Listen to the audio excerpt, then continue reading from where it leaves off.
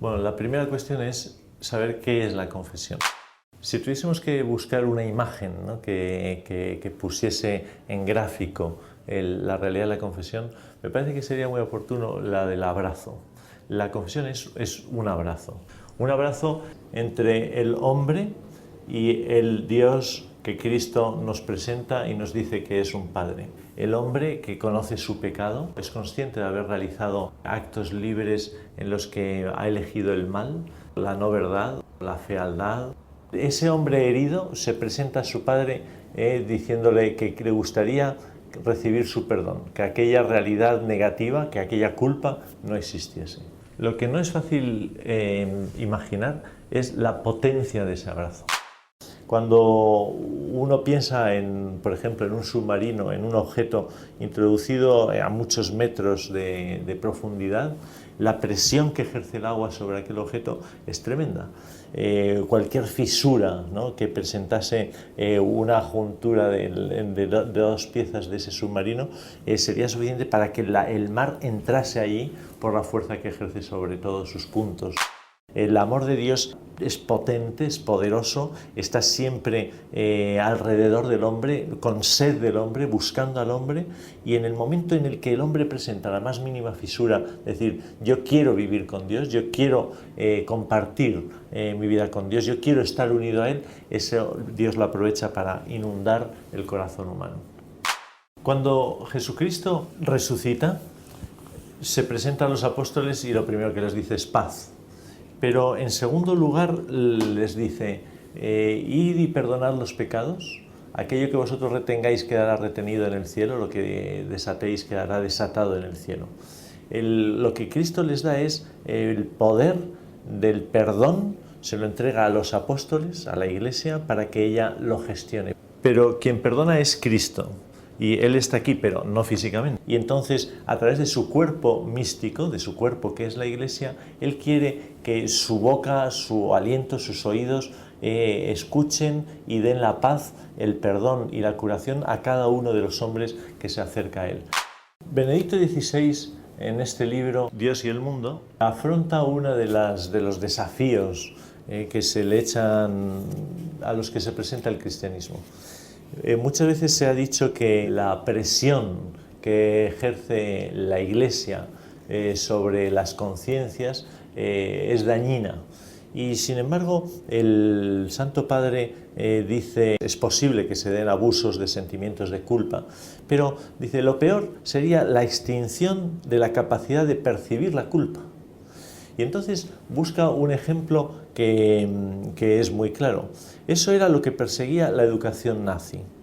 Creían poder asesinar, como decía Himmler, y sin embargo seguir siendo decentes. Y entonces subraya la consecuencia. Y así se pisoteó toda la conciencia humana y se pervirtió a la persona. Aquello que realmente daña al ser espiritual del hombre no es tanto el conocimiento de sus culpas como el desconocimiento de ellas, porque machacaría su conciencia, la anularía y la despersonalizaría. No pocas veces algunas personas al encontrarse, al escuchar la confesión que vivimos los cristianos, han dicho, bueno, pero entonces el cristiano es un chollo, la confesión es un chollo. Llegas, haces lo que quieres y en un momento tabula rasa, empezar borrón y cuenta nueva. Y yo muchas veces les contesto, la confesión no es un chollo, lo que es un chollo es este Dios del que Cristo nos ha hablado. Automático no es, le costó a Cristo dar su sangre, dar su vida, pero no le importa sufrir lo que sea con tal de poder recuperar a cada uno de sus hijos. Tradicionalmente la Iglesia habla de 5 pasos para hacer una buena confesión. El primero de ellos es el del examen de conciencia. Cuando el hombre se presenta ante su conciencia, muchas veces puede haber perdido la nitidez, ¿no?, de aquello que es bueno y que es malo. Puede haber perdido de algún modo la noción, ¿no?, o la sensibilidad, el olfato, ¿no?, para captar dónde se encierra bondad y maldad en su obrar. Y por eso la Iglesia siempre ha sido partidaria de ofrecer exámenes de conciencia. Los exámenes de conciencia son como formadores de la conciencia, esos despertadores que siempre te dicen aquello que está por el camino bueno y aquello que sin embargo se ha desviado. El segundo de los pasos es el dolor de los pecados. Cuando hablamos del dolor, muchas veces se nos viene a la cabeza los dolores físicos, el dolor de muelas, el dolor de estómago. No tiene nada que ver con esto. Una manera de hacer sufrir a una madre podría ser, por ejemplo, el de, si yo la pongo en una sala separada en dos ambientes por un cristal, y en uno de los lados le pongo a ella y en el otro me pongo yo.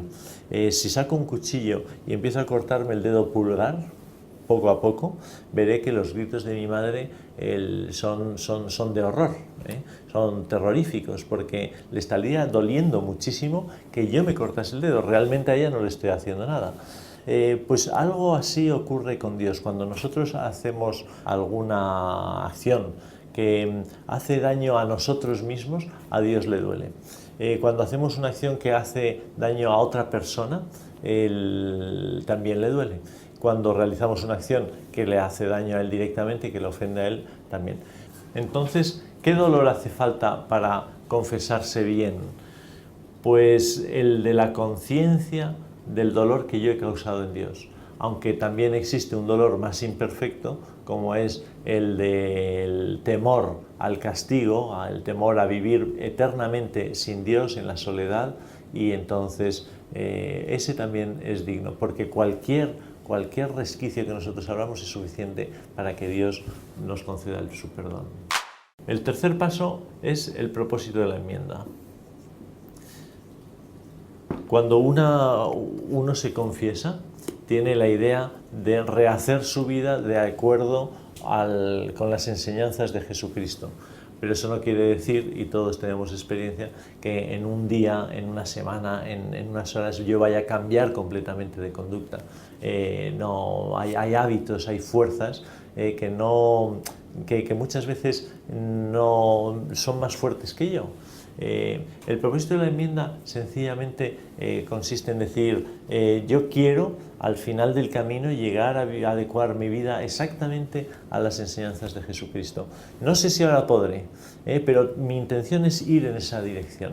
Yo quiero rehacer, yo quiero cambiar, y entonces por eso pido perdón al Señor, para que con su ayuda ser más capaz. El cuarto paso es el de decir los pecados al confesor. Confesarse. Aquí subrayaría dos cosas. Una, que es normal que habitualmente nos confesemos de las mismas cosas, igual que el cuerpo suele enfermar habitualmente de las mismas cosas, porque tiene sus puntos débiles físicos.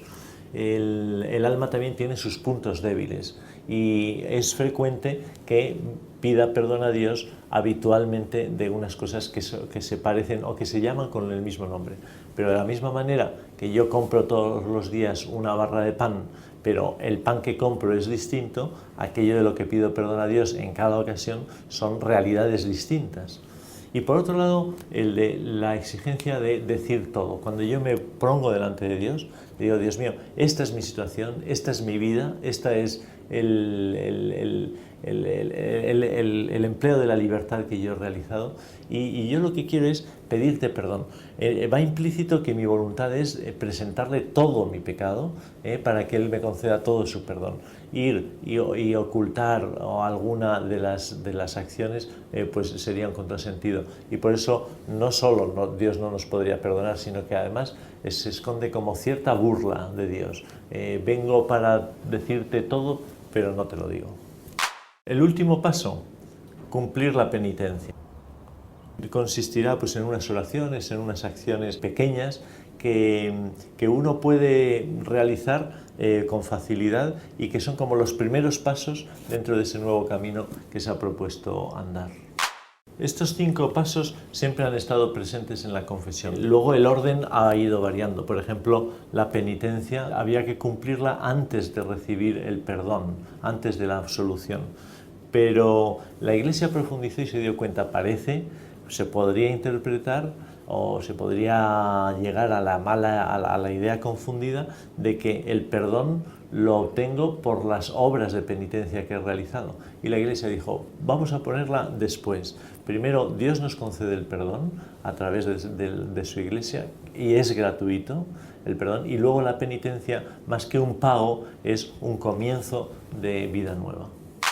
¿Quién ha inventado los pecados? ¿Quién ha hecho la lista, el elenco de lo que es bueno y lo que es malo, lo que es grave y lo que es leve? El pecado en sí mismo es aquellos actos que van en contra de la verdad del hombre, en contra del propio bien del hombre, en contra de una vida bella y buena. Los 10 mandamientos recogen esta moral natural, ¿no?, que está inscrita en el corazón del hombre. De todas formas, en San Pablo, cuando cuando escribe a sus comunidades, distingue entre aquellos pecados que quitan la vida, y aquellos que producen la muerte, y aquellos que no producen la muerte.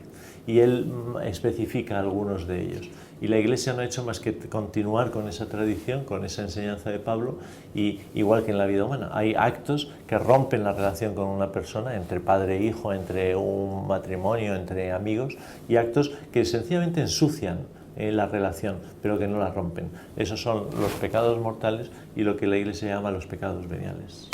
Y llega la cuestión de ¿y cómo confesarnos? No hace falta aprender a confesarse, podríamos decir, en cuanto a la formalidad. Lo importante es toda la conversión interior. Basta con encontrar un sacerdote, un confesionario y decir, oiga, me quiero confesar. Y entonces ya allí surge una conversación en la que el sacerdote nos va acompañando y nos va ayudando. De todas formas, si uno quiere ir con más seguridad, lo clásico, la forma establecida es un saludo cristiano, que suele ser en Ave María Purísima, y el sacerdote contesta sin pecado concebida.